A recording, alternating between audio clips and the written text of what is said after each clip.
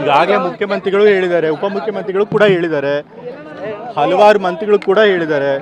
So ಈ ವಿಚಾರವಾಗಿ high command ಏನು ತೀರ್ಮಾನ ತೆಗೆದುಕೊಳ್ಳುತ್ತೆ ಅದೇ ಅಂತಿಮ ನಿರ್ಧಾರ. ಸೊ ಹಾಗಾಗಿ ಹೈಕಮಾಂಡ್ ಏನಾದರೂ ಹೇಳೋದಕ್ಕಿಂತ ಮುಂಚೆ ನಾವು ಯಾರು ಅದ್ರ ಬಗ್ಗೆ ಮಾತನಾಡೋದು ಸರಿ ಇರೋದಿಲ್ಲ. ಸೊ ಅದು ಕೊಟ್ಟ ಮಾತಿನಂತಲೇ ನಡೀತಾರೆ. ಹೈಕಮಾಂಡ್ಗೆ ಏನು ಮಾತು ಕೊಟ್ಟಿದ್ದಾರೋ ಅದೇ ಪ್ರಕಾರ ನಡ್ಕೊಳ್ತಾರೆ, ಯಾರೇ ಆಗಲಿ. ನನಗೆ ಗೊತ್ತಿಲ್ಲ, ಅದು ಅವ್ರನ್ನೇ ಕೇಳಿ. ಮುಖ್ಯಮಂತ್ರಿಗಳು ಏನು ಹೇಳಿದ್ದಾರೆ ಈಗಂತೂ ಸದ್ಯಕ್ಕೆ ನನಗಂತೂ ಆ್ಯಸ್ ಎ ಪಾರ್ಟಿ ವರ್ಕರ್ ಆಗಿ MLA ಆಗಿ ಈಗ ಸದ್ಯಕ್ಕೆ ಮುಖ್ಯಮಂತ್ರಿಗಳನ್ನು ಬದಲಾಯಿಸೋ ಪರಿಸ್ಥಿತಿ ಅಂತೂ ನನಗೆ ಕಾಣಿಸಿಲ್ಲ. ಯಾಕೆ ಅಂತಂತಂದರೆ ಮುಖ್ಯಮಂತ್ರಿಗಳ ಮೇಲೆ ಯಾವುದೇ ದೂರಿಲ್ಲ, ಹಗರಣ ಅಂತ ಏನಿಲ್ಲ, ಒಳ್ಳೆ ಆಡಳಿತ ಕೊಟ್ಟಿದ್ದಾರೆ, MLAಗಳು ಅವ್ರ ಪರವಾಗಿದ್ದಾರೆ. ಸೊ ಹಾಗಾಗಿ ಬದಲಾಯಿಸುವಂಥ ಅಗತ್ಯ ನನಗೆ ಕಾಣಿಸ್ತಿಲ್ಲ. ಆದರೂ ಕೂಡ ಕೆಲವರು ಕೇಳಿದ್ದಾರೆ, ಸೊ ಏನು ಬೇರೆಯವ್ರಿಗೆ ಯಾರಿಗೂ ಮುಖ್ಯಮಂತ್ರಿ ಪದವಿ ಕೊಡಬೇಕು ಅಂತ ಹೇಳಿ ಅದನ್ನು ತೀರ್ಮಾನ ಮಾಡಬೇಕಿಂತವ್ರು ಹೈಕಮಾಂಡ್ ಅವರು. ಸೊ ಹೈಕಮಾಂಡ್ ಅವರು ಇದ್ರ ಬಗ್ಗೆ ಏನಾದರೂ ಮಾತಾಡೋದಕ್ಕಿಂತ ಮುಂಚೆ ನಾವೇನೇ ಅಭಿಪ್ರಾಯ ಹೇಳಿದ್ರು ಅದು ಸರಿ ಇರೋದಿಲ್ಲ.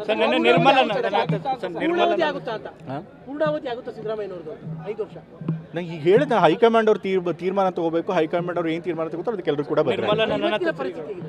ಇವತ್ತಿನ ಪರಿಸ್ಥಿತಿಯಲ್ಲಿ ನನಗೆ ವೈಯಕ್ತಿಕವಾಗಿ ಅನ್ಸೋದು ಖಂಡಿತ ಸಿದ್ದರಾಮಯ್ಯ 5 ವರ್ಷ ನಡೆಸ್ತಾರೆ. ನಿರ್ಮಲಾನಂದ ಶ್ರೀಗಳು ಕೂಡ DK ಶಿವಕುಮಾರ್ಗೆ CM ಪಟ್ಟ ಬಿಟ್ಕೊಡ್ಬೇಕು ಅನ್ನೋ ಮಾತು. ಈಗ ನಮ್ಮ ಪಕ್ಷದಲ್ಲಿ ಯಾರು ಮುಖ್ಯಮಂತ್ರಿ ಆಗಬೇಕು ಆಗಬಾರ್ದು ಅನ್ನೋದು ಡಿಸೈಡ್ ಮಾಡಬೇಕಾದ್ರು ನಮ್ಮ ಪಕ್ಷದವರು. ಸೊ ಬೇರೆಯವ್ರು ಯಾರು ಅದ್ರ ಬಗ್ಗೆ ಏನಾದರೂ ಅಭಿಪ್ರಾಯ ವ್ಯಕ್ತಪಡಿಸಿದ್ರೆ ಅದಕ್ಕೆ ನಾವು ಪ್ರತಿಕ್ರಿಯಿಸಬೇಕು. ಈಗ ಪಕ್ಷದ ವಿಚಾರಗಳನ್ನೆಲ್ಲ ಆ ರೀತಿ ನಾವ್ಯಾಕೆ ಮೀಡಿಯಾ ಮುಂದೆ ಚರ್ಚಿಸಬೇಕು, ಅದನ್ನೆಲ್ಲ ಮಾತನಾಡಬಾರ್ದು. ನಾವು ಮಾತನಾಡೋದು ಯಾರು ಏನಾದರೂ ಮಾತಾಡ್ಕೊಳ್ಳಿ, ಬಟ್ ಆ ಥರ ವಿಚಾರಗಳನ್ನ ಮೀಡಿಯಾ ಮುಂದೆ ಚರ್ಚೆ ಮಾಡ್ಕೊಳ್ಳಿ. 2-3 ದಿನದಲ್ಲಿ ಸಿಹಿ ಸುದ್ದಿ ಬರುತ್ತೆ ಅಂತ ಇಕ್ಬಾಲ್ ಹುಸೇನ್ ಅವರು ಹೇಳಿದ್ದಾರೆ. ಅವ್ರನ್ನೇ ಕೇಳಿ. ಅದು ನನಗಂತೂ ಗೊತ್ತಿಲ್ಲ ಅದ್ರ ಬಗ್ಗೆ.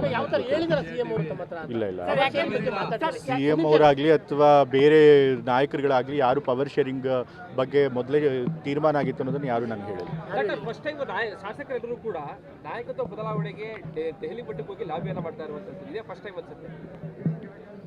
ಇದೇ ಫಸ್ಟ್ ಟೈಮ್ ಏನಂತಿಲ್ಲ, ಬೇರೆ ಸರ್ಕಾರದಲ್ಲೂ ಕೂಡ ಬೇರೆ ಪಕ್ಷದ ಸರ್ಕಾರಗಳಿದ್ದಾಗಲೂ ಈ ರೀತಿ ಕೂಗು ಇದ್ದೇ ಇದೆ.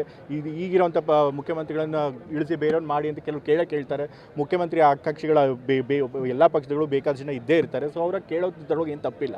ಬಟ್ ಆದರೆ ಎಲ್ಲರೂ ಕೂಡ ನಮ್ಮ ಪಕ್ಷದಲ್ಲಿ ಎಲ್ಲರೂ ಕೂಡ ಹೈಕಮಾಂಡ್ ಅವ್ರು ಏನು ಹೇಳ್ತಾರೆ ಆ ಮಾತಿಗೆ ಬದ್ಧವಾಗಿರ್ತೀವಿ ಅನ್ನೋದನ್ನು ಹೇಳಿದ್ದಾರೆ. ಸೊ ಹಾಗಾಗಿ ಅದೇ ರೀತಿ ನಡ್ಕೊಳುತ್ತೆ. ಅದೇ ಕಾನ್ಫಿಡೆನ್ಸ್ ನನಗೂ ಕೂಡ ಇದೆ. ಸರಿ ಬಿಡಿ, ನಾನು ಅದನ್ನೇ ಹೇಳ್ತಾ ಇದ್ದೀನಿ. ಈಗ ಚೇಂಜ್ ಮಾಡೋ ಅಗತ್ಯನೇ ಕಾಣಿಸ್ತಿಲ್ಲ. ಯಾಕೆಂತಂದರೆ ಅವ್ರ ಬಗ್ಗೆ ಯಾವುದೇ ದೂರ ಇಲ್ಲ. ಸೊ ಅನಗತ್ಯವಾಗಿ ಬದಲಾವಣೆ ಕೂಗೆ ಬರಬಾರ್ದಾಗಿತ್ತು, ಆದರೂ ಕೂಡ ಬಂದಿದೆ. ಬಟ್ ಹೈಕಮಾಂಡ್ ಅದ್ರ ಬಗ್ಗೆ ಇತ್ಯರ್ಥ ಮಾಡ್ತಾರೆ.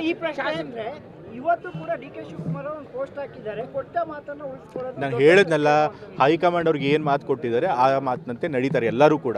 ಸೊ ಹಾಗಾಗಿ ಅವ್ರು ಯಾವ ಕಾಂಟೆಕ್ಸ್ಟಲ್ಲಿ ಆ ಪೋಸ್ಟ್ ಹಾಕ್ತಾರೆ ನನಗೆ ಗೊತ್ತಿಲ್ಲ. ನಮ್ಮ ಪಕ್ಷದಲ್ಲಿ ಯಾರಿಗೆ ಎಷ್ಟು ಶಾಸಕರ ಬೆಂಬಲ ಇದೆ ಅದನ್ನೆಲ್ಲ ನಾವು ಮೀಡಿಯಾ ಮುಂದೆ ಆಗಲಿ ಅಥವಾ ಬೀದಿನಲ್ಲಿ ಆ ರೀತಿ ಚರ್ಚೆ ಮಾಡಿಕೊಡೋದು. ನಾನು ಈಗಾಗಲೇ ಹೇಳಿದ್ನಲ್ಲ, ನಾನು ವೈಯಕ್ತಿಕವಾಗಿ ಈಗಲೂ ಕೂಡ ಸಿದ್ದರಾಮಯ್ಯ ಅವರೇ ಮುಖ್ಯಮಂತ್ರಿಗಳು ಮುಂದುವರಿತಾರೆ, 5 ವರ್ಷ ಕಂಪ್ಲೀಟ್ ಮಾಡ್ತಾರೆ ನಂಬಿಕೆ ನನಗಿದೆ. ಈಗ ಅದೆಲ್ಲ ಯಾತಕ್ಕೆ ಈಗಲೇ ಅದ್ರ ಬಗ್ಗೆ ಯೋಚನೆ ಮಾಡ್ತಿದ್ದೀರಿ? ಫಸ್ಟ್ ಆಫ್ ಆಲ್ ಮುಖ್ಯಮಂತ್ರಿಗಳು ಬದಲಾವಣೆ ಆಗ್ತಾರೆ ಅಂತ ಯಾರು ಕೂಡ ಹೇಳಿಲ್ಲ. ಯಾರೋ ಒಂದಷ್ಟು ಜನ ಕೇಳಿದ್ದಾರೆ. ಸೊ ಅಷ್ಟಕ್ಕೆ ಮುಖ್ಯಮಂತ್ರಿ ಬದಲಾವಣೆ ಆಗುತ್ತೆ ನೀವು ಹೇಗೆ ಹೇಳ್ತೀರಿ? ನೋಡಿದ್ರೆ ಒಪ್ಪಂದ ಆಗಿತ್ತು, ಚರ್ಚೆ ಆಗಿತ್ತು ಅಂತ ಏನಾದರೂ ನಮ್ಗೆ ಅನ್ಸುತ್ತೆ? ನಾನು ಈಗಾಗಲೇ ಹೇಳಿದ್ನಲ್ಲ, ನನಗೆ ತಂದೆಯವರಾಗಲಿ ಅಥವಾ ಬೇರೆ ಇನ್ಯಾವುದೇ ನಾಯಕರಾಗಲಿ ಆ ರೀತಿ ಒಪ್ಪಂದ ಆಗಿತ್ತೆ ಅನ್ನೋದ್ರ ಬಗ್ಗೆ ನನಗೆ ಹೇಳಿಲ್ಲ. ಸೊ ಹಾಗಾಗಿ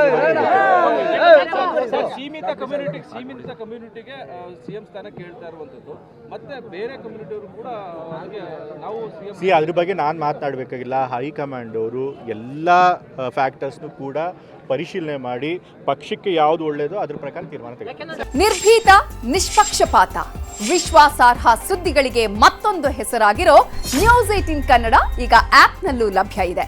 ದಯವಿಟ್ಟು ಇಲ್ಲಿರೋ QR ಕೋಡ್ ಅನ್ನು ಸ್ಕ್ಯಾನ್ ಮಾಡಿಕೊಂಡು ಆಪ್ ಡೌನ್ಲೋಡ್ ಮಾಡೋದಕ್ಕೆ ಮರಿಬೇಡಿ.